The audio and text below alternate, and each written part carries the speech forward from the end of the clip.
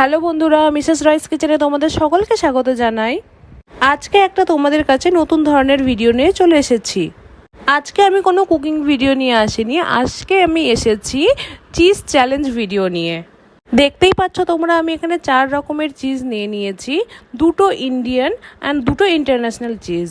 ফার্স্টেই নিয়েছি আমাদের সকলের খুব পছন্দের আমুলের চিজ, তারপরে নিয়েছি আরেকটা ইন্ডিয়ান চিজ হলো মিল্কি মিস্টের, একটা হলো চেডার চিজ, তারপর নিচ্ছি ইন্টারন্যাশনাল চিজের মধ্যে নিউট্রাসের একটা পারমেজান আর একটা ফেটা চিজ।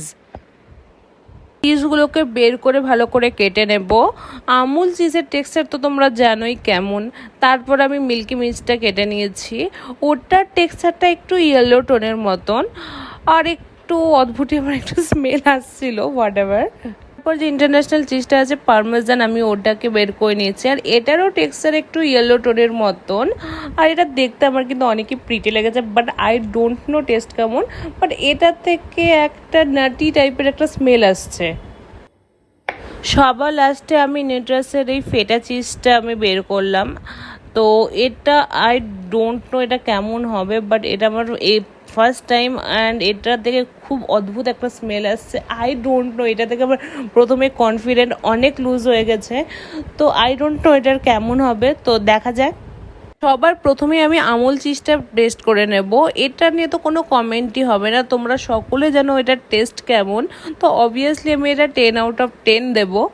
নেক্সট আমি ট্রাই করলাম পারমেজান চিজ। এটা আমার অ্যাকচুয়ালি ফার্স্ট এক্সপিরিয়েন্স অ্যান্ড এটার টেস্ট ফার্স্টে একটু সল্টি অ্যান্ড নাটি লেগেছিলো, বাট আমি এটা জ্যাম দিয়েও ট্রাই করি, বাট মানে আমার এটা একটুও ভালো লাগেনি সত্যি বলতে।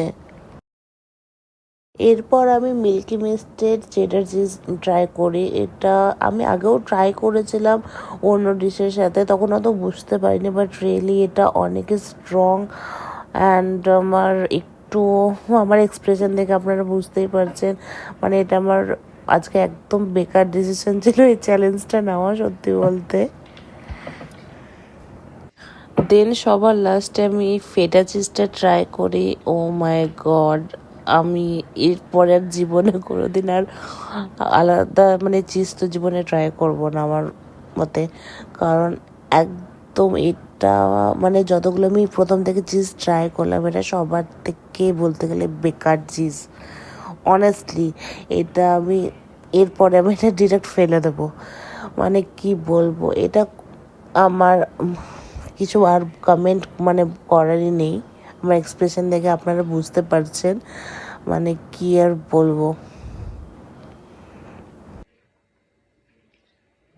অনেস্টলি আমি বলতে পারি আমি বেকার ডিসিশন নিয়েছিলাম এই চিজ চ্যালেঞ্জটা, কারণ আমার এখানে আমি 4 রকমের চিজ নিয়েছি, তো আমি সব নিয়ে 4টে চিজ নিয়ে আমার ওই 1200 সামথিং, মানে ধরো 1300-র মধ্যে পড়েছে। তো আমার বলতে গেলে আমুল চিজ বাদ দিয়ে সবগুলোর টাকাই বেকার গেল। তো ওটাই বলছি।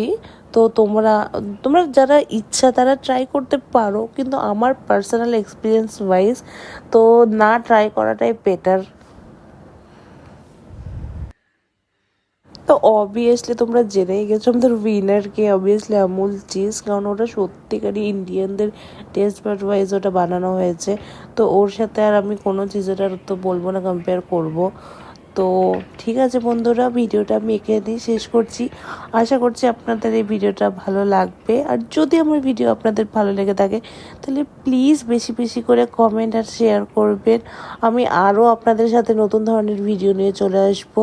Thank you.